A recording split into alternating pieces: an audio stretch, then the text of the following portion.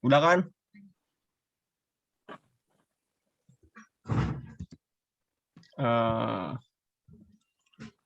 Baik. Assalamualaikum warahmatullahi wabarakatuh. Selamat Waalaikumsalam warahmatullahi wabarakatuh. Selamat pagi anak-anak. Pagi, Pak. Selamat pagi, Pak. Baik, gimana nih liburan sebelum Lebaran, kan libur panjang.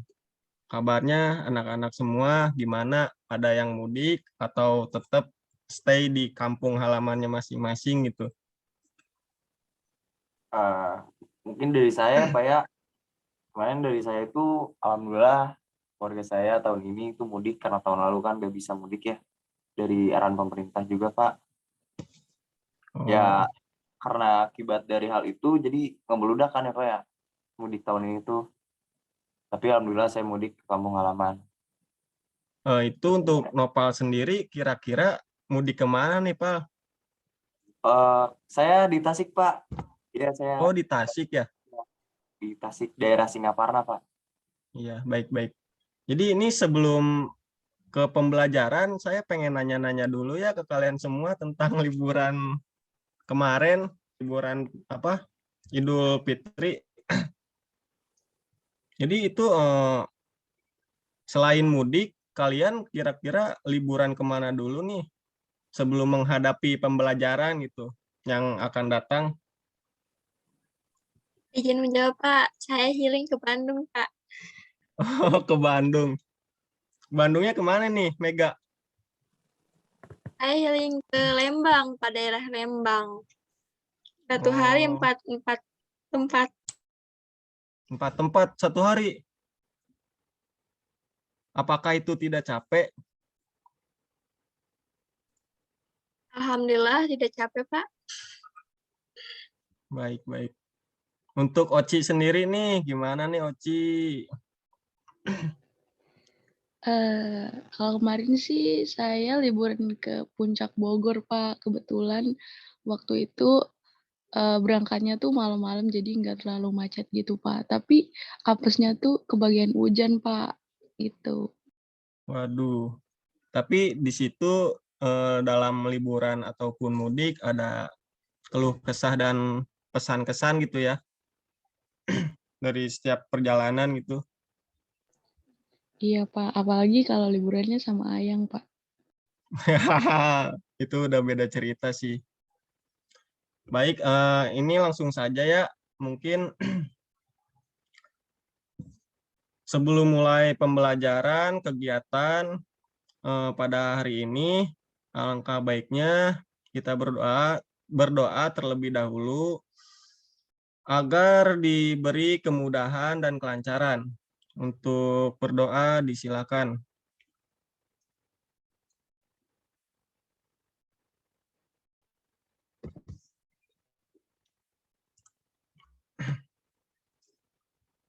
Berdoa selesai.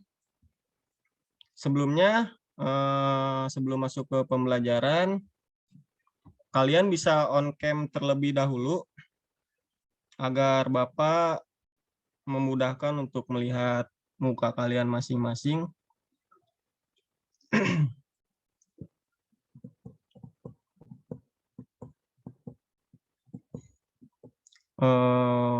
Baik, sebelumnya Bapak akan absen dulu ya. Di sini ada Noval Safikri. Iya, hadir, Pak. Mega Rahmawati. Hadir, Pak. Oci. Hadir, Pak. Dan yang terakhir itu ada Dikti Janur. Halo Dikti, tidur ya? Baik, Dikti baik. sedang terkendala jaringan, Pak. Oh, mungkin iya ya, terkendala jaringan. Mungkin di sini juga agak sedikit hujan sih. Baik, anak-anak. Untuk minggu lalu kita sudah mempelajari puisi rakyat dan juga strukturnya. Apakah dari kalian masih ada yang ingat struktur pantun itu ada apa saja? Ada Pak. Boleh saya menjawab Pak? Silakan, Naufal.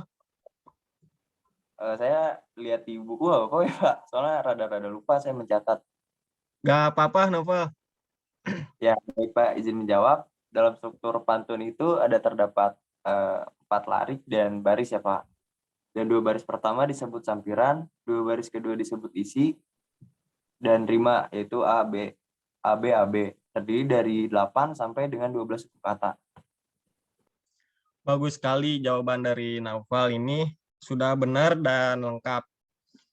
Kemudian Bapak akan menyampaikan sebuah hal yang terpenting mengenai materi yang kita pelajari. Untuk diingat kalian semua. Apa itu Pak? Baik, anak-anak, perlu kalian ingat serta pahami di dalam diri kalian masing-masing, yaitu kalian harus memahami aspek kebahasaan puisi rakyat tersebut.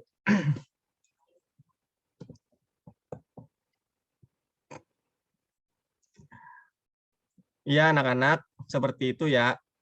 Harus dapat kalian cermati dengan sebaik mungkin.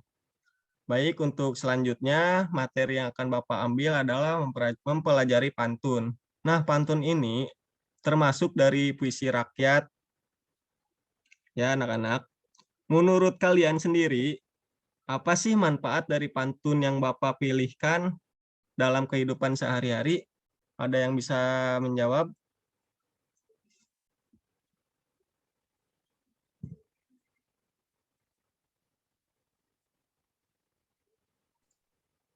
Pak, izin menjawab Pak. Ya, silakan, Mega. Menurut saya manfaatnya mempelajari pantun ini bertujuan untuk melatihkan seseorang berpikir tentang makna kata sebelum berujar. Nah, pantun juga melatih orang berpikir asosiatif bahwa suatu kata bisa memiliki kaitan dengan kata yang lain. Mungkin gitu, Pak. Baik, terima kasih Mega atas tanggapannya. Lalu Bapak ingin bertanya pula kepada kalian bagaimana karakteristik pantun ini. Ada yang ingin disampaikan? Ada yang ingin dijawab? Saya Pak, izin Ya, menjawab. silakan Nova. Izin menanggapi pertanyaan Bapak.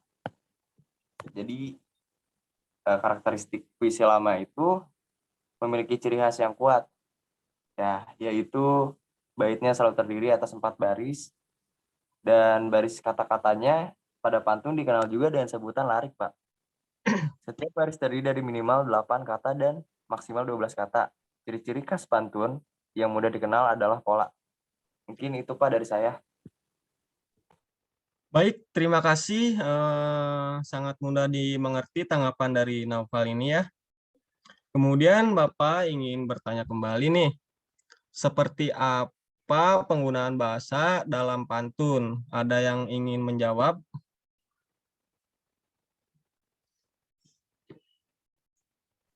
Izin menjawab, Pak. Ya, silakan Mega. Menurut saya, penggunaan bahasa yang digunakan dalam pantun dapat dianalisis struktur dan kaidah kebahasannya, yaitu dengan menganalisis bait, baris, rima, kata, suku, kata sampiran, dan isi, serta kebahasannya yaitu dalam menggunakan diksi dan ungkapan. Mungkin dari saya segitu, Pak. Baik, betul sekali jawaban kamu Mega. Untuk selanjutnya, Bapak akan menayangkan sebuah gambar.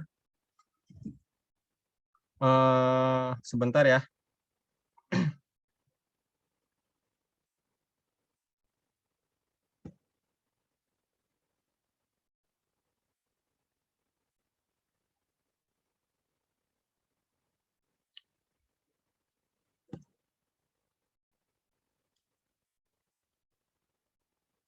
Mohon maaf, ada sedikit gangguan ya dalam jaringan. Jadi selanjutnya Bapak ingin meminta tolong kepada kalian, ada yang bisa share screen?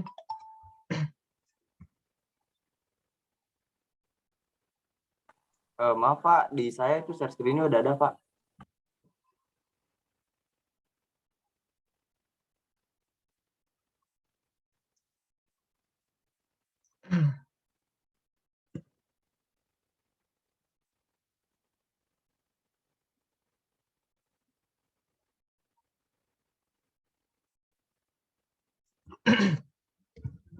Sebentar ya anak-anak ya.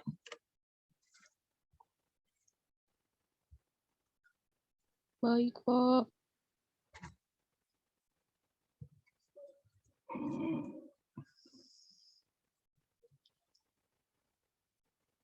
Gimana Mega? Apakah bisa?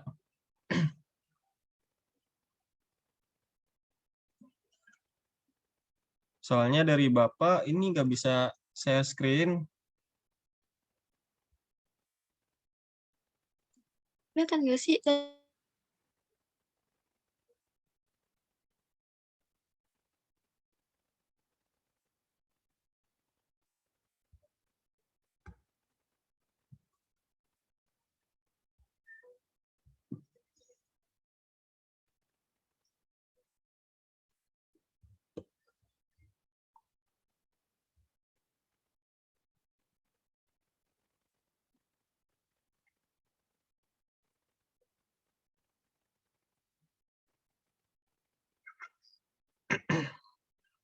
Nah, terima kasih Mega. Silakan kalian baca dan pahami gambar dari screenan ini. Baik Pak. Silakan. Bapak kasih waktu 2 menit untuk kalian baca dan pahami.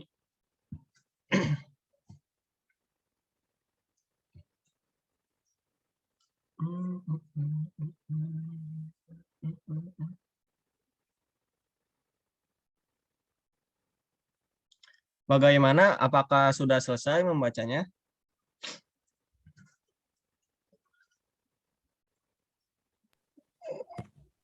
Udah, Pak. Sudah Pak. Nah, contoh pantun apa yang ada pada gambar tersebut? Ini contoh pantun Gurindam, Pak. Ya, benar. Ini adalah contoh penulisan dari Gurindam. Jadi, untuk Gurindam itu sendiri adalah sajak 2 baris yang mengandung petuah atau nasihat. Jadi, misalnya, baik-baik memilih kawan, salah-salah bisa jadi lawan. Nah, itu contohnya. Untuk lebih jelasnya, Bapak akan memaparkan materi yang terkait puisi rakyat. Untuk Mega, apakah bisa tolong lagi? Kelihatan nggak, Pak? Nah, sudah. Jadi untuk materi ajar ini adalah puisi rakyat ya, anak-anak. Tolong Mega, slide selanjutnya.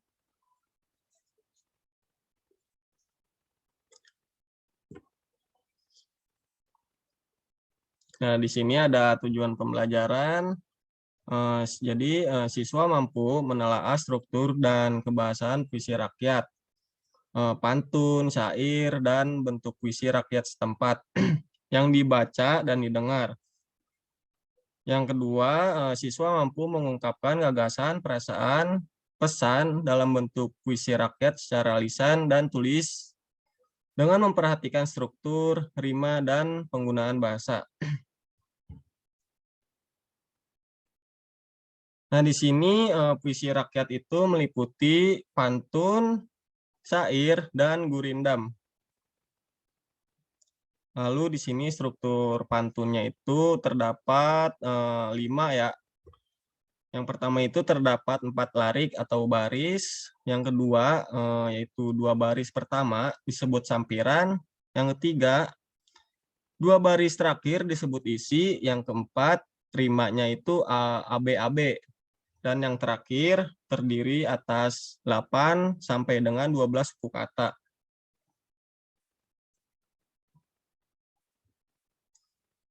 Nah, untuk struktur syair di sini ada 6 ya.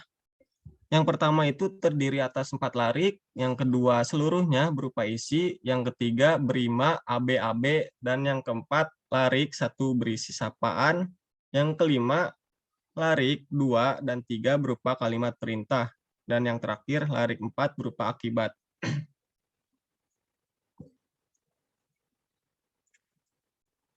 Lanjut, Mega. Nah, terus lanjut struktur gurindam. Terdapat 4 struktur.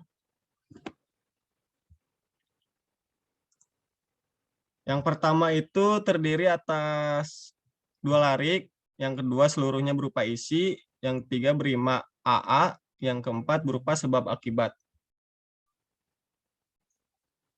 Lanjut, Mega. Selanjutnya aspek kebahasaan puisi rakyat. Di sini ada kalimat perintah, contohnya buanglah sampah. Nah, di sini kalimat perintah itu menggunakan tanda seru. Nah, terus di sini lanjut kalimat saran, contohnya seharusnya atau hendaknya. Itu saran. Kalimat ajakan. Di sini biasanya kalimat ajakan itu kayak ayo atau mari dengan disertai dengan tanda tanya. Lanjut kalimat seru. Di sini contohnya ada wahai atau alangkah. Dan yang terakhir itu ada kalimat larangan. Biasanya ini kalimat larangan ada kata jangan atau dilarang gitu. Lanjut, Mega. Lanjut kata penghubung tujuan. Contohnya itu agar, supaya, untuk, dan guna. Lanjut kata hubung sebab. Karena, sebab, oleh karena itu. Lanjut untuk kata hubung akibat. Contohnya itu sehingga, sampai, akibatnya. Lanjut kata hubung syarat. Syarat di sini contohnya jika, jikalau, bila mana. Lanjut kalimat tunggal dan majemuk. Slide selanjutnya, Mega. Langkah-langkah membuat pantun. Nah, di sini ada tentukan ide yang akan disampaikan. 2 mencari kata yang berima sama. Yang terakhir itu ada buat 2 larik, isi terlebih dahulu, kemudian sampiran. Nah, di sini ada contoh pantun nih. Pantun ada 2 pantun ya di sini. Yang pertama itu kemumu di dalam semak. Jatuh melayang selarasnya, meski ilmu setinggi tegak, tidak sembahyang apa gunanya. Nah, untuk pantun yang kedua.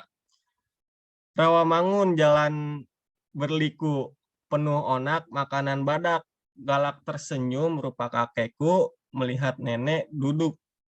Oke, itu saja anak-anak materi yang Bapak sampaikan.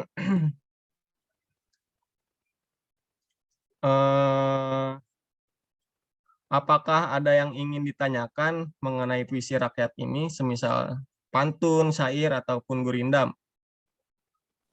Oh ya, Pak, silakan, Naufal. Iya, izin bertanya ya, Pak. Iya.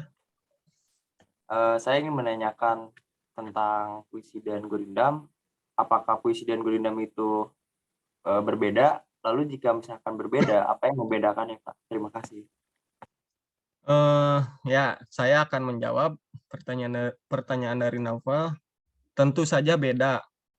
Jadi di sini pantun itu terdiri dari 8 atau 12 kata per barisnya. Sedangkan gurindam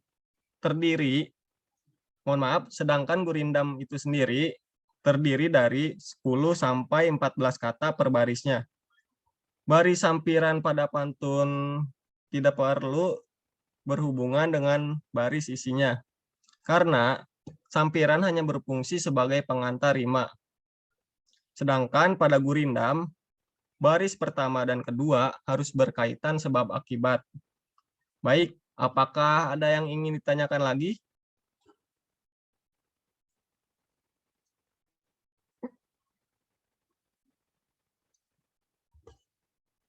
Gimana anak-anak? Mungkin sudah cukup, Pak. Saya cukup, Pak. Baik, jika tidak ada yang ingin ditanyakan lagi, selanjutnya Bapak akan membagikan kalian menjadi beberapa kelompok. Silakan langsung bergabung dengan kelompoknya masing-masing.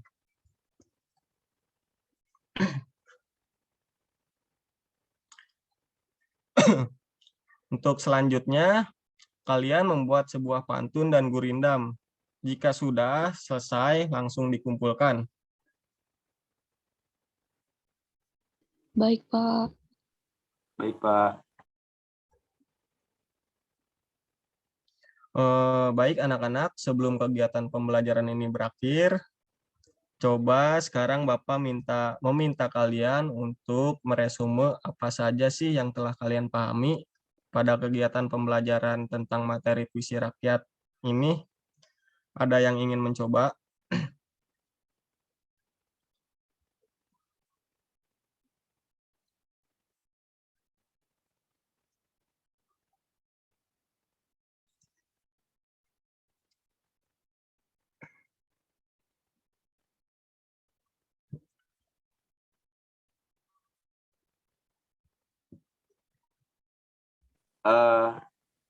Izin Pak, boleh menjawab? Ya, silakan Naufal. Tadi saya menulis beberapa hal penting dari pembelajaran tersebut, bahwa pantun itu memiliki 4 larik atau 2 baris pertama yang disebut lampiran, dan 2 baris kedua itu disebut isi. Nah, lalu untuk beberapa hal itu mengenai larik, puisi, dan pantun memiliki perbedaan yang signifikan terhadap dari setiap isinya, Pak. Dan kemudian tadi pertanyaan yang saya tanyakan kepada Bapak itu apa perbedaan puisi dan perbedaan puisi dan gurindam, dan Ya. perbedaannya tentu beda karena pantun pantun itu memiliki 8 sampai 12 kata per baris, sedangkan gurindam memiliki 10 per 14 kata per baris.